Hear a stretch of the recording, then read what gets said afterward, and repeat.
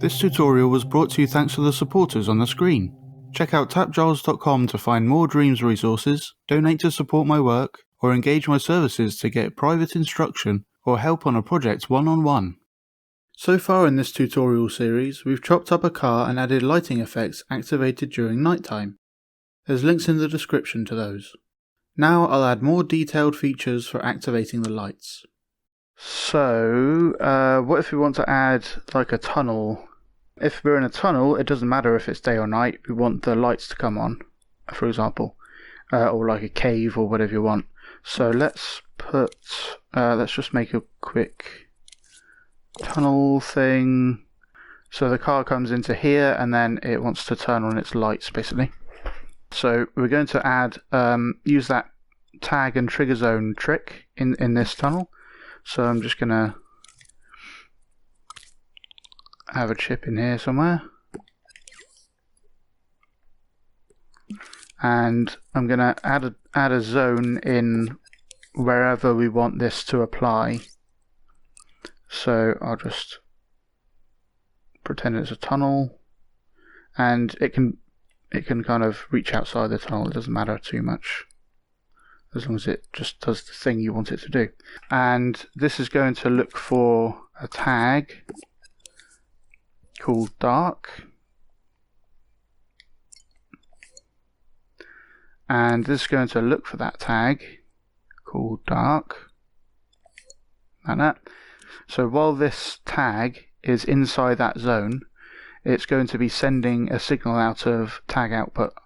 But while it's not in the zone, then it's not sending a signal from there. So if we're like outside and then we drive in, it's going to start sending a signal from tag output.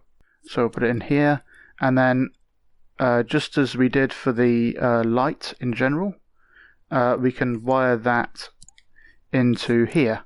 The cool thing is, by default, a lot of things use an OR operation when there are lots of wires all going to the same place, which means it will use the value furthest from 0.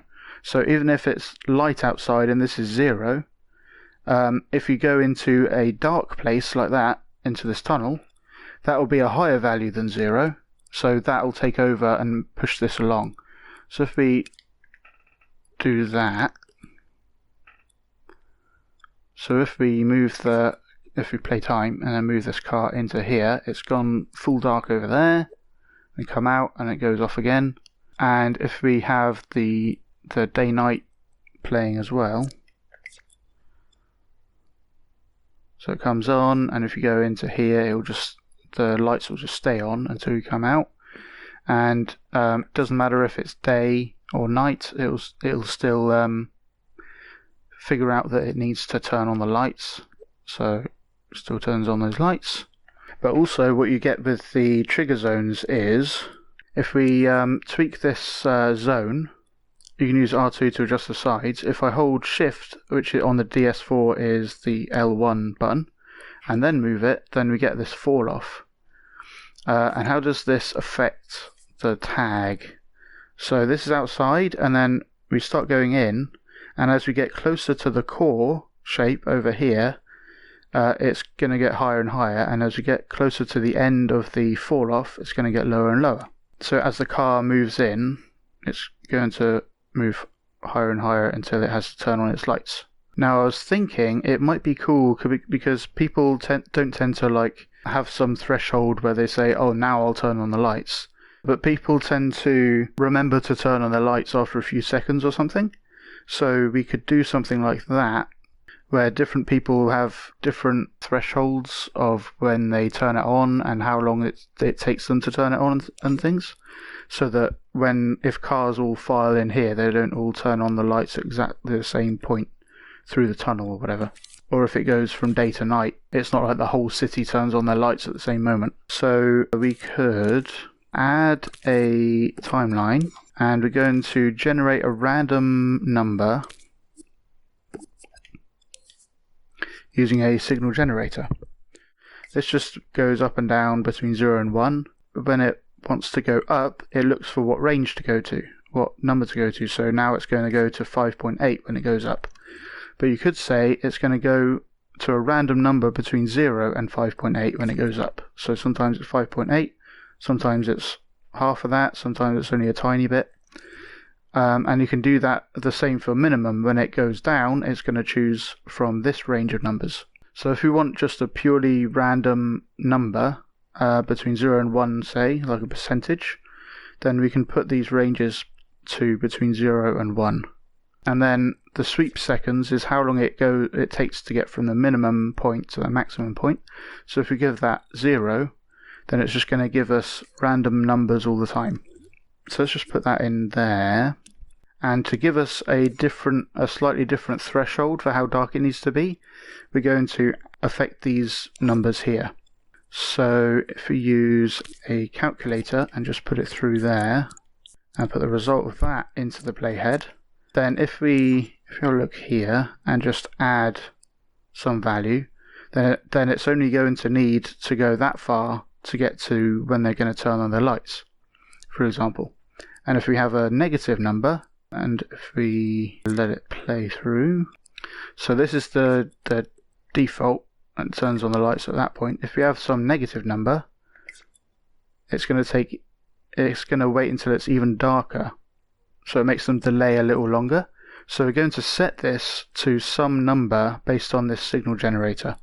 So if we just wire that in, and we set the range to be like -3 to +3, or -0.3 to +0.3 on both of them, then you can see it wiggling around and stuff, but it doesn't keep it, because once this gets past there, that isn't being powered, which is good for performance, but it also means it's not sending a signal, so it's just going to set this to 0 unless we wire this value into itself.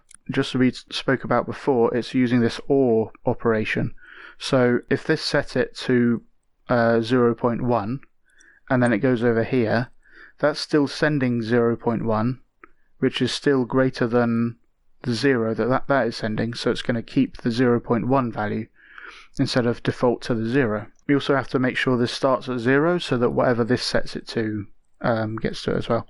So 0.3 minus 0.28 stuff. But we want this to only happen for a very short amount of time, because each time it gets a new number further from 0, it'll override it. So if we make this shorter and use L1 and right on the timeline, these are the actual frames of logic. So we can make this only last 2 frames. The reason you don't want it to last 1 frame is because the first frame will always be the same number. It kind of takes a frame to start actually randomizing effectively. So let's just make that like that. And let's see what values we get. So 0.15, 0.2, -24. So now we have this, the threshold is randomized a little bit, so that's cool. So wire that back into the playhead, and now that came on way earlier. This will come on a lot later. Stuff like that. So if we have a row of cars, they should all come on at different times, yeah. So that's pretty awesome.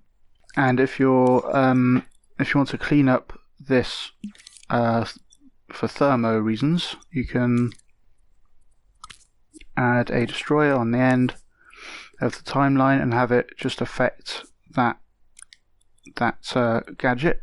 Just know that if the destroyer is in a chip that is applied to an object, then that object will also get destroyed. But this is just hanging out in the group. Yeah, so that randomizes it and then deletes it. It's fine. If you're omitting these cars, then it would randomize that thing and then still be pretty cheap on the thermo. As cheap as it can be. Thanks for watching. I hope you learned something new. Go to patreon.com/TAPgiles to get 5 hours of tutorials early for $3. Here's a preview of what you can learn if you choose to become a supporter.